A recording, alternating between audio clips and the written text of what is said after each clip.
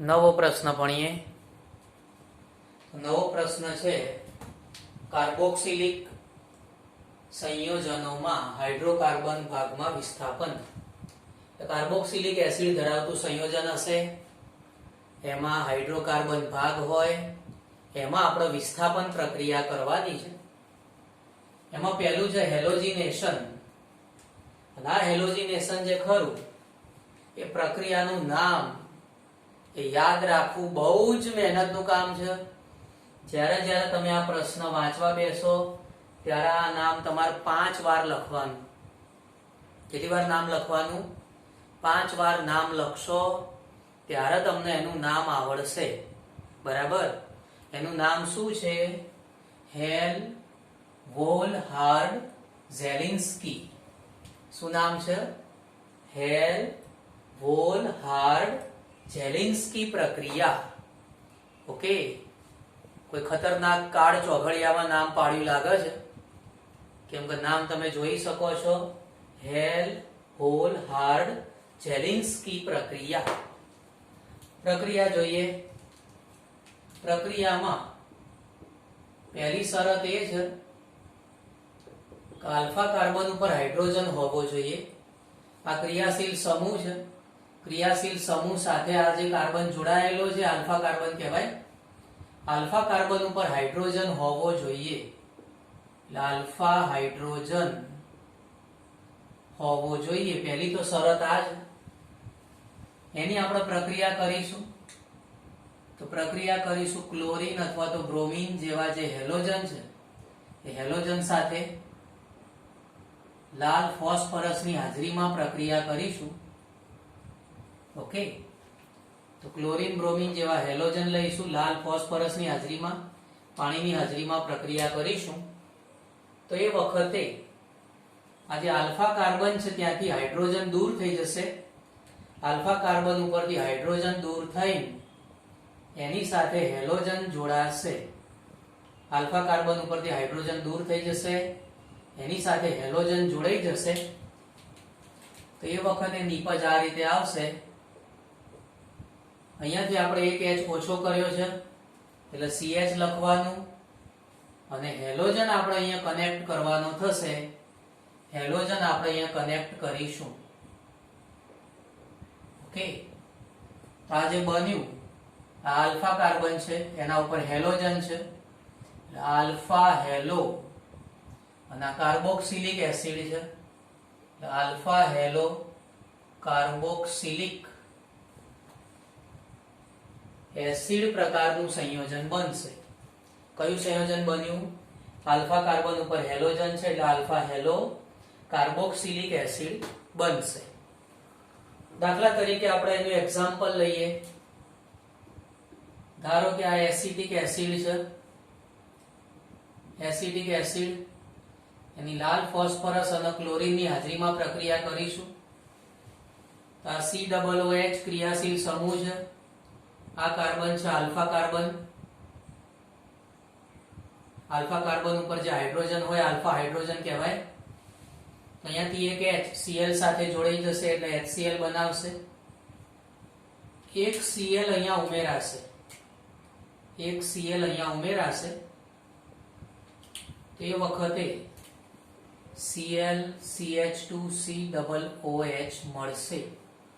શું ફેરફાર કર્યો તમે? જો અહીંયાથી એક H Cl સાથે જોડીને HCl ઓછું કરી દીધું, અને એક Cl આપણે અહીંયા ઉમેર્યો, એક Cl ઉમેર્યો અને એક હાઇડ્રોજન ઓછો કરી દીધો છે. એટલે Cl ઉમેરવાનો, હાઇડ્રોજન ઓછો કરવાનો. ફરીથી ધારો કે આ પ્રક્રિયા કરીએ લાલ ફોસ્ફરસની હાજરીમાં, તો એક H અહીંથી ઓછો કરવાનો, એક Cl ઉમેરવાનો.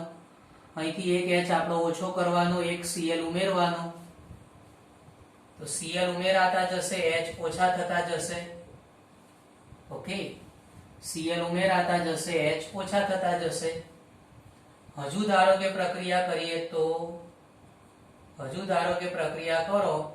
તો હજુ અહીંયા એક Cl ઉમેરાશે, અહીંયા એક H ઓછો થઈ જશે. ઓકે, તો આ રીતે આપણને નિપજ મળશે.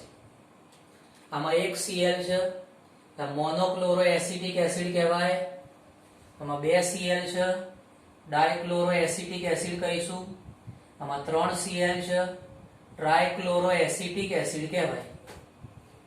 Monochloro acetic acid, dichloro acetic acid, trichloro acetic acid મળશે.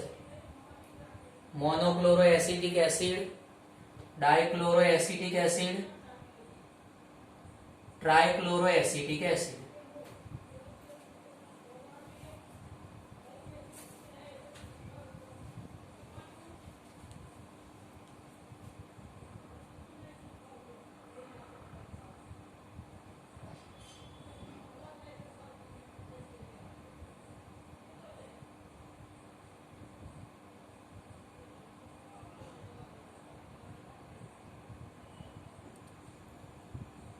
એરોમેટિક કેન્દ્ર સાથે વિસ્થાપન પ્રક્રિયા કરીએ.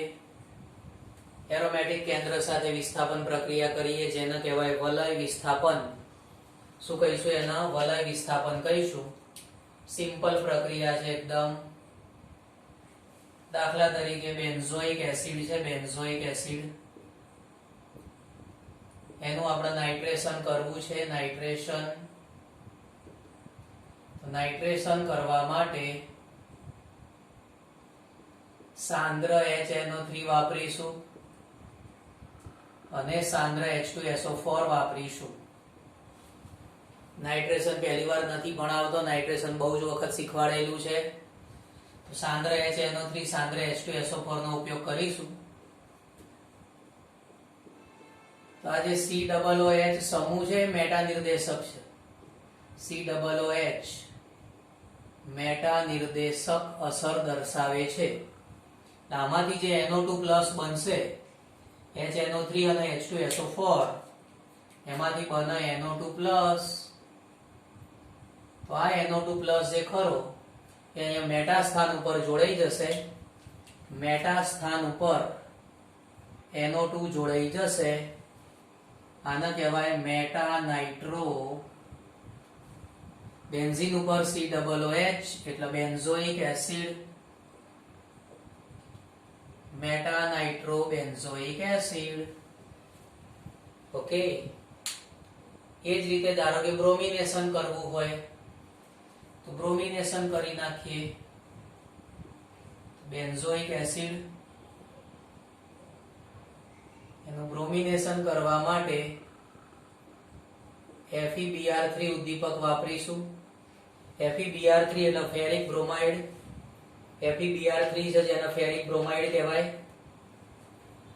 COOH મેટા નિર્દેશક છે, મેટા નિર્દેશક.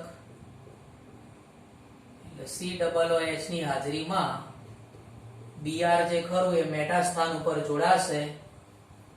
મેટા સ્થાન ઉપર Br એટલે મેટા બ્રોમો. બેન્ઝીન ઉપર COOH એટલે બેન્ઝોઇક એસિડ,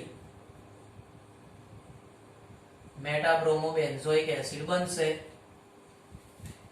વચમાં તમને કહેલું છે આપણે પહેલું ત્રીજું એને તો મેટા કહેવાય રે.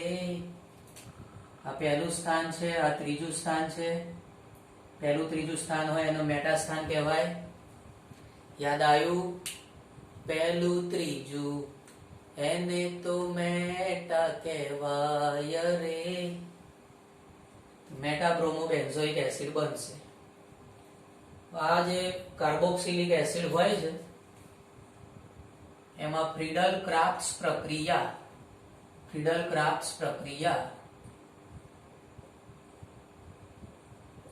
થતી હોતી નથી. ફ્રીડલ ક્રાફ્ટ્સ પ્રક્રિયા થતી હોતી નથી. ઓકે.